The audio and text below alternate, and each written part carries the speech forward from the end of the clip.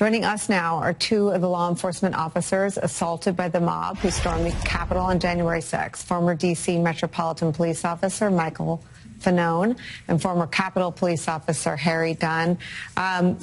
Your willingness to speak out today, of all days, is something I want to thank you both for up front. Speaking out shouldn't come with any risks for either of you. But because of the turns and the fractures in our politics, it does. So I just want to start by saying thank you. Harry Dunn, you start. How you doing? Nicole, thanks for being with you. Mike, what's up, buddy? I got so many calls last night, people that have become friends with them, the media, you know, asking me, did I have a response or how you feeling? What's your reaction? And I just ignored a lot of them. I mean, my reaction, what do you mean? What do you want me to say? What more can I say that I haven't said in the last 4 years? I'm angry. I'm sad. I'm outraged. I'm hurt. I'm disappointed. I've been all of that for 4 years. 4 years. What bothers me the most is so many people out there that are shocked and appalled and can't believe they didn't see this coming. Where the hell were you? What were you doing? That means you weren't paying attention. If you're shocked and surprised that he did this, then you were not paying attention. I was fortunate. I didn't receive the physical brutality that a lot of my coworkers did and Michael Fanone did, but so many of them did. They suffered. There was my buddy sent a screenshot to me with about 8, 9, 10 calls from an automated service of the DOJ saying the person that assaulted you is released from the Department of Corrections. And it just went on and on. Like, what more do you want me to say? Like, people, what do people want? We were out there warning that this could happen. Not warning, telling this is what's going to happen. This is what's going to happen. And now people are shocked. People are up in arms. People didn't see it coming. We told you it was. So that means you weren't paying attention. And that's what's most appalling to me. Donald Trump is who he says he is. He said he was going to do this. So everybody acted surprised. Cut the shit. Michael?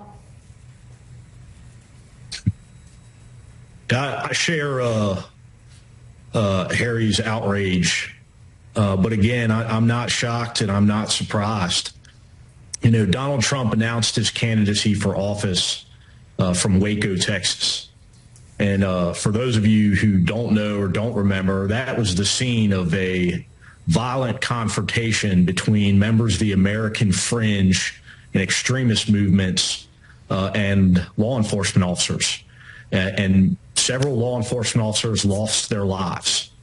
But this is where Donald Trump chose to announce his candidacy for office. And he's been promising these presidential pardons for those that committed crimes on January 6th in participation with the attack on the Capitol ever since day one. And so the American people own this decision. You chose this. You elected this man as president. And now you are responsible for these pardons and anything associated, you know, the inevitable violence that will occur because these individuals and many more like them have been emboldened. Donald Trump announced to America a new era of government lawlessness, and that if you commit crimes on his behalf, you will not face accountability. Accountability is reserved for those who challenge Donald Trump and who would dare to stand up to him and his authoritarian regime. You're one of those people who stood up to him, Michael. Are you worried? For my personal safety, I mean, listen, I recognize that these individuals had made threats against me and that there is always potential for violence. And I've done everything in my power to prepare myself and protect myself. I am concerned about members of my family, members who don't have 20-year careers in law enforcement to fall back on, and who may be more vulnerable. People like my mother, a 76-year-old woman, lives alone in the suburbs of Washington, D.C., who has been subjected to some of the most vile and heinous acts. Things like having human feces thrown on her while she rakes leaves in her front yard. I hold the American people responsible for those types of acts. The American people sanctioned this activity, and they decided that Donald Trump best represents them, and their